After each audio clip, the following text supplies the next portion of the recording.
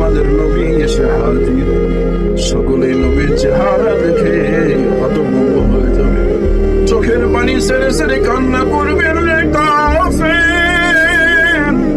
এত মায়া মমতার একজন নবী, কেমনে তোরা এই নবীর গায়ে আঘাত করলি? সেই জান্নাতীরা বলবে, যদি তোদেরকে আমি পাইতাম টুকরো টুকরো করে কেটে ফেলতাম।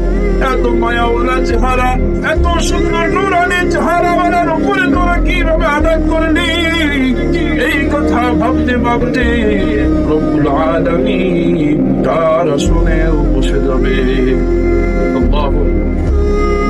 আল্লাহ রব্বুল আলামিন যখন আসবেন, চেহারার ভালো এই নিয়ামত দেখে বান্দারা কেউ কেউ জ্ঞান হারাই ফেলবে, কেউ কেউ চেহারার দিকে তাকাইলে 40 বছর পার করে দেবে। আল্লাহ রাব্বুল আলামিন কখন বলবেন, এই বান্দা, তোমাদের মধ্যে যারা দুনিয়ায় গান বাজনা নর্তকীদের পিছনে ছুটেছে, তোমরা পারো নাই, তোমরা নিজেকে কন্ট্রোল করেছো, তোমরা নিজেকে হেফাজত করেছো, তোমরা সকল প্রকারের গুনাহের বস্তু থেকে নিজেকে বাঁচাইছো।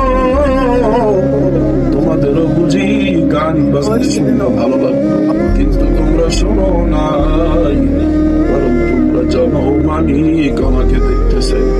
যেই ব্যক্তিরা দুনিয়ার বুকে গান শুনবে না, যেই ব্যক্তিরা দুনিয়ার বুকে খারাপ জিনিস দেখবে না, এই কথা আল্লাহ রাব্বুল আলামিন সেই মাহফিলে বলবেন, যে বান্দা, দুনিয়ায় তোমরা অনেক কষ্ট করেছো, দুনিয়ায় তোমরা নিয়ামত, আমার নিয়ামত নিয়ে চলেছো, দুনিয়ার কোন গুনাহের বস্তুতে তোমরা যাও নাই।